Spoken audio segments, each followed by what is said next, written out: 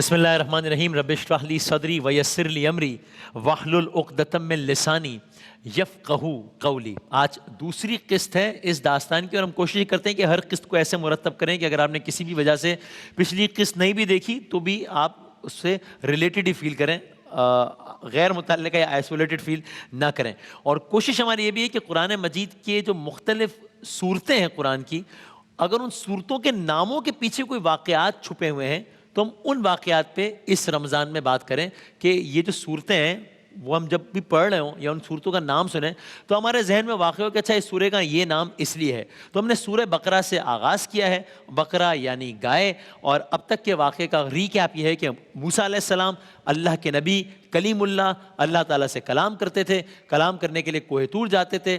موسیٰ علیہ السلام گئے کوہ طور، وہاں پر ان پر توریت نازل ہو رہی ہے، نیچے کیا ہو رہا ہے؟ نیچے جو موسیٰ علیہ السلام کی قوم ہے، بنی اسرائیل ہے، وہ موسیٰ علیہ السلام کی تعلیمات کو بھلا کر ایک اپنا خدا بنانے میں مشغول ہو گئی ہے، بھول گئی ہے موسیٰ علیہ السلام کی تعلیمات کو۔ ایک شخص ہے، ایک کردار ہے، اس کا نام سامری ہے۔ سامری نے لوگوں کو بہکا دیا ہے۔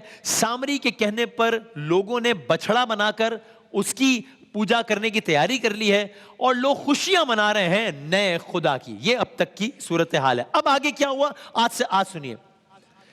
اب یہ سارے کا سارا منظر جاری ہے، موسیٰ علیہ السلام کوہ طور پر ہے، نیچے قوم خوشیاں منا رہی ہے نئے خدا کی، کہ اچانک ایک پیش رفت ہوئی۔ ایسے میں اچانک کیا ہوا؟ اچانک ایک ایسے سین نے، ایک ایسے منظر نے جنم لیا کہ دیکھنے والوں کی آنکھیں دنگ رہ گئیں۔ یہ سب لوگ جو بچڑے کی پوجا کر رہے تھے یا تیاری کر رہے تھے وہ حیران پریشان ہو گئے۔ کیوں؟ سامری نے سب کو بتایا تھا کہ موسیٰ علیہ السلام واپس نہیں آتے، اب یہی بچڑا ہمارا خدا ہے، نعوذ باللہ۔ لیکن لوگوں نے کیا دیکھا؟ لوگوں نے دیکھا کہ وہی موسیٰ علیہ السلام جن کے بارے میں ان کو یقین ہو گیا تھا کہ ابھی واپس نہیں آئیں گے، وہی موسیٰ علیہ السلام کوہ طور سے واپس تشریف لا رہے ہیں۔ لوگوں نے ایک اور منظر دیکھا، موسیٰ علیہ السلام نہ صرف تشریف لا رہے ہیں واپس، بلکہ موسیٰ علیہ السلام کے دونوں ہاتھوں میں پتھر کی الواح یا کہہ لیجئے تختیاں، پتھر کی تختیاں ہیں جن پر توریت نازل ہوئی ہے، اور وہ دونوں تختیاں سینے سے لگائے، گویا توریت کو سینے سے لگائے پہاڑ سے اتر رہے ہیں۔ اور موسیٰ علیہ السلام بہت خوش ہیں اپنے طور پر۔ کیوں خوش ہیں؟ اپنی قوم کے لیے خوش ہیں کہ وہ اپنی قوم کے لیے اللہ تعالیٰ سے ہدایت کا پیغام لے کر آئے ہیں۔ اب یہاں قوم کے لوگ موسیٰ علیہ السلام کو دیکھ رہے ہیں، حیران پریشان کہ یہ سب کیا ہو گیا، یہ کیا ہو رہا ہے؟ اور موسیٰ علیہ السلام واپس آ رہے ہیں، اور انہوں نے پہاڑ سے جب وادی کی طرف دیکھا تو یہ منظر دیکھا۔ کیا منظر دیکھا؟ دیکھا کہ وادی کے بیچوں بیچ سونے کے بچڑے کا ایک بہت بڑا مجسمہ نصب کر دیا گیا ہے۔ وادی کے بیچوں بیچ سونے کے بچڑے کا ایک مجسمہ نصب ہے، اس کے ساتھ وہ شخص کھڑا ہے جس کا نام سامری ہے، اور اس بچڑے کے چاروں طرف لوگ اس بچڑے کو سجدہ کر رہے ہیں۔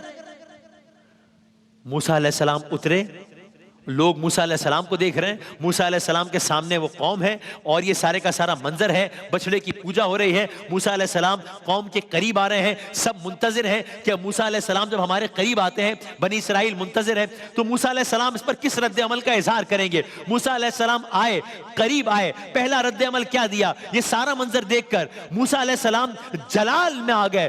جلال کے عالم میں موسیٰ علیہ السلام نے وہیں سے ایک اناؤنسمنٹ کیا، ایک اعلان کیا، گویا ایک وارننگ دے دی، ایک الٹیمیٹم دے دیا۔ کیا کہا؟ موسیٰ علیہ السلام نے بالکل ایک کیٹیگوریکل اناؤنسمنٹ کر دی، جو کوئی تم میں سے ایک خدا کو ماننے والا ہے، جو کوئی اے قوم تم میں سے مجھ پر ایمان لانے والا ہے، جو کوئی موسیٰ پر ایمان لانے والا، جو کوئی موسیٰ کے خدا پر ایمان لانے والا ہے، وہ میری طرف آ جائے۔ یعنی آتے ہی گویا انہوں نے ایک فائن لائن بتا دی کہ جو میری طرف ہے وہ ادھر آ جائے، تاکہ اور ایسا کیوں کیا یہ اگلے 2-3 منٹ میں پتہ لگے گا کہ آگے ایسا کیا ہونا تھا۔ بالکل کلیئر کر دیا کہ جو ان کے ساتھ ہے وہ وہاں رہے، جو میرے ساتھ ہے وہ یہاں آ جائے۔ اب کیا ہوا؟ یہ اعلان سنا گیا، یہ اعلان بہت غور سے سنا گیا، یہ اعلان بہت حیرانی سے سنا گیا، یہ اعلان بہت پریشانی سے سنا گیا، اور اب اس اعلان پر ریاکشن کیا آیا قوم کا؟ کچھ اہل ایمان جو یہ سارے کا سارا منظر دیکھ کے بڑی اذیت میں مبتلا تھے، پریشانی میں مبتلا تھے، لیکن کمزور تھے، چپ تھے، مجمع میں کچھ موومنٹ ہوئی اور وہ اہل ایمان چل پڑے. اور یہ بڑی بات ہے نا کہ یعنی پوری قوم ایک طرف ہے لیکن وہ اہل ایمان چل پڑے اور اس چٹان کے نیچے جمع ہو گئے جہاں پر جس کے اوپر موسیٰ علیہ السلام کھڑے تھے. تو اب یہ تفریق ڈیوائیڈ ہو، یعنی اب جو ہے لائن کے اس طرف کا کوئی بندہ یہ نہیں کہہ سکتا کہ بھئی ہمیں کیا معلوم، ہم تو واقعی یہ سمجھے تھے کہ یہی خدا ہے، ہمیں کیا نہیں. کیونکہ موسیٰ علیہ السلام اب آ گئے اور انہوں نے وارننگ بھی دے دی ہے کہ جو میری طرف ہے وہ اس طرف آ جائے. تو اب کسی کے پاس کوئی جواز نہیں رہا. ہو گیا یہ پہلا مرحلہ. اگلا مرحلہ موسیٰ علیہ السلام آگے بڑھتے ہیں. اب موسیٰ علیہ السلام نے اس کہانی کا جو مرکزی کردار ہے، جو بھیانک کردار ہے، جو مکروہ کردار ہے، جس کا نام سامری ہے، جس نے اہم کردار ادا کیا لوگوں کو بہکانے میں، جس نے کہا تھا کہ بچڑا بنا لو اس کی پوجا کرتے ہیں. اب موسیٰ علیہ السلام نے سامری کو طلب کیا. قرآن کریم میں ہی آیات. اب موسیٰ علیہ السلام نے سامری کو طلب کیا. سامری آ گیا. سو اب مجمع ہے، مجمع دو حصوں میں ڈیوائیڈڈ ہے. ایک بڑی تعداد ہے جو اس طرف کھڑی ہے جو سامری کی سائٹ پر ہے، کچھ تعداد ہے جو اس طرف کھڑی ہے جو موسیٰ علیہ السلام کی سائٹ پر ہے. اور عجب نہیں کہ بس درمیان میں ہی کہیں ایک طرف موسیٰ علیہ السلام کھڑے، سامنے سامری کھڑا ہے اور سب منتظر ہیں کہ اب کیا ڈائلوگ ہوگا، اب ان دونوں میں کیا بات ہونی ہے، اب کیا ہونا ہے. موسیٰ علیہ السلام گویا ہوا ہے. سامری تو نے کیا کیا؟ سامری کا جواب، اب اس کی جرت دیکھیے. جواب کہا ہے موسیٰ علیہ السلام آپ تو چلے گئے تھے، آپ تو واپس نہ آئے. قوم کے پاس تو پوجا کرنے کے لیے کچھ نہ تھا، قوم کے پاس عبادت کرنے کے لیے کچھ نہیں تھا.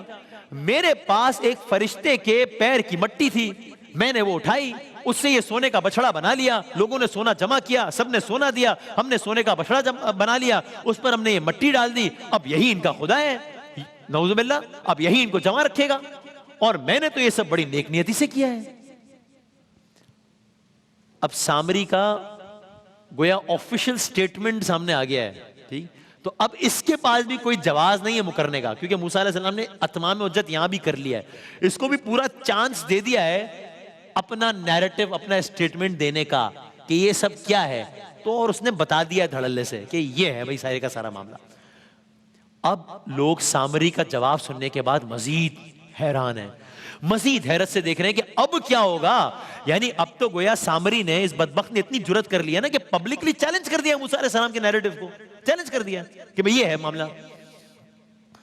اب موسیٰ علیہ السلام کا ریاکشن، موسیٰ علیہ السلام کا یہ ڈائلوگ ہو رہا ہے، اب اس میں موسیٰ علیہ السلام کا جواب سنیے. موسیٰ علیہ السلام نے فرمایا، موسیٰ علیہ السلام نے سامری کی ساری داستان سنی، فرمایا اچھا اے سامری یہ تمہارا خدا ہے، یہ تمہارا، اب سے فرمایا نہیں بلکہ کچھ کیا بھی، کہا یہ تمہارا خدا ہے، اب تم دیکھو کہ میں تمہارے خدا کے ساتھ کیا کرتا ہوں. بس موسیٰ علیہ السلام نے اس بچڑے کے بت کے ٹکڑے ٹکڑے کر دیے، حتیٰ کہ پیس پیس کے اس کو باریک کر دیا، حتیٰ کہ اس کو پانی میں بہا دیا. اور اس کے بعد موسیٰ علیہ السلام نے فرمایا اگر یہ تمہارا خدا ہوتا تو اس کا یہ حشر کیوں ہوتا. یعنی موسیٰ علیہ السلام نے عملی طور پر وہ جو سارے کا سارا ایک سسٹم بنایا گیا تھا اس کو پاش پاش کر دیا، اور ساتھ میں کہا یہ تمہارا خدا تھا. یہ تو اگر یہ تمہارا خدا تھا تو پھر اس کا یہ حشر کیوں ہوا، اس کو تو میں نے توڑ ڈالا، یہ تو ختم ہو گیا، یہ حشر کیوں ہوتا. اب مجمع مزید حیران ہے، ارے یہ کیا ہوا. یعنی اب منظرنامہ ہی بدل گیا نا. یعنی کچھ ساعتوں پہلے جو بچڑا ان سب کے لیے سب سے زیادہ معتبر شے تھا اب وہ ایگزسٹ ہی نہیں کر رہا. موسیٰ علیہ السلام نے اس کو پاش پاش کر دیا ہے. سامری کا کیا ہوا؟ سامری کھڑا ہے. اب موسیٰ علیہ السلام نے جو اگلی بات اور جو اگلا جو ایکشن تھا وہ کم از کم میرے لیے پہلے ایکشن سے زیادہ حیران کن تھا. یہ سنیے کیا ہوا. یہ سارا کچھ تو ہو گیا بچڑے کے ساتھ. اب موسیٰ علیہ السلام مخاطب ہوئے سامری سے، اور یہ بھی اگین قرآن نے اس کو رقم کیا کہ کیا ڈائلاگ ہوا ہے. موسیٰ علیہ السلام نے بچڑے کے ساتھ وہ کر لیا، کہا سامری اب تو نے یہ جو عمل انجام دیا ہے اب تیری یہ سزا ہے کہ تیرے جسم میں، موسیٰ علیہ السلام سامری کو اس کی کیے کی سزا بتا رہے ہیں اور سزا پہ فوراً عمل ہونا شروع ہو جائے گا. آپ دیکھیں گے تیری یہ سزا ہے، تیرے جسم میں ایک ایسی بیماری پیدا کر دی جائے گی، ایک ایسا مرض پیدا کر دیا جائے گا کہ تیرے جسم کو اگر کوئی ہاتھ بھی لگائے گا نا، تیرے جسم کو اگر کوئی چھوئے گا بھی نا، تو سامری تو بدترین اذیت کا شکار ہو جائے گا. تو سامری بدترین اذیت کا شکار ہو جائے گا، اس لیے کہ تو اب زندہ رہ، اب تو زندہ رہ اور چیختا پھر، اور مرتے دم تک چیختا پھر کہ مجھے کوئی ہاتھ نہ لگائے، مجھے کوئی ہاتھ نہ لگائے. یہ انجام ہوگا تیرا کہ تو بیمار ہوگا اور مرض بھی ایسا ہوگا کہ تو لوگوں سے بھاگے گا.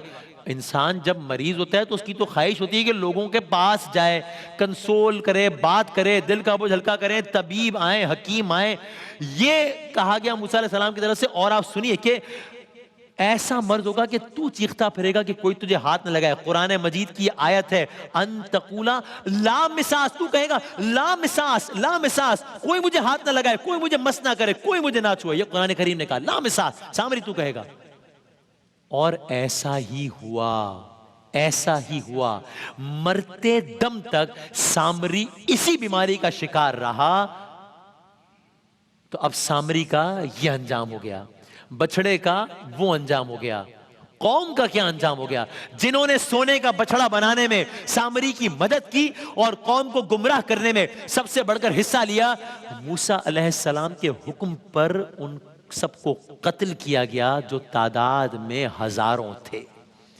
اس طرح بنی اسرائیل کے ہاں سے بچڑے کی پوجا کا خاتمہ ہوا.